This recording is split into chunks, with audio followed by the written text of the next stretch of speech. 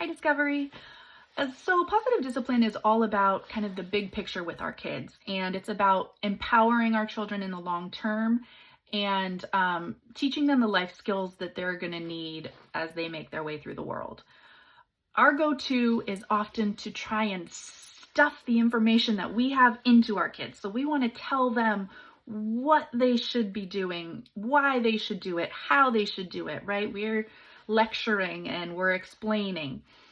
And it's not always the most effective way to communicate with them, right? So when we're talking a lot of times our kids zone out, right? They're not totally listening to us. And also it's just never as powerful of a message when someone's telling you as opposed to you experiencing it for yourself. So one way that we can kind of help kids do their own thinking about a situation is by asking curiosity questions. So curiosity questions can be used in situations where you don't want to tell a child what to do, but rather you want to ask them what they think they should do, right? So some of the examples that the card says is in the mornings when you're trying to get ready for school, rather than saying, okay, it's time to eat breakfast, it's time to brush your teeth, go get your backpack. You can simply ask them, what do you need to do to get ready for school on time today, right? And let them kind of go through that mental exercise. With sibling fighting, rather than playing the referee and saying, oh no, your sister had that, give it back to her, or take turns, you can simply come with your kids together, sit down and say, how can you and your brother figure this out, right? You're giving them some ownership of the situation and the opportunity to practice a lot of these life skills rather than just being told what to do.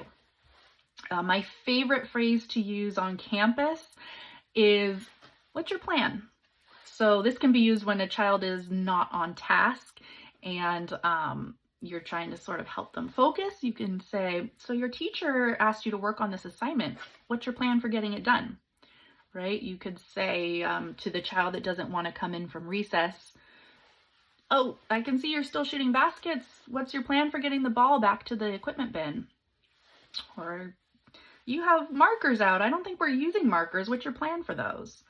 Right? Just these kind of curiosity questions that get them thinking about their own behavior and thinking through what they should be doing themselves rather than being told.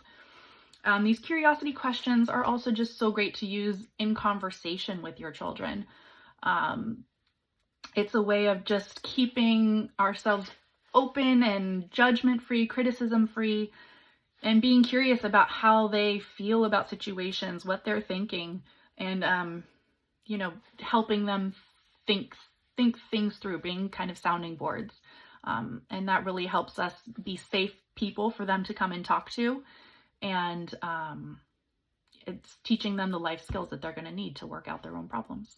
So this week, let's ask lots of curiosity questions.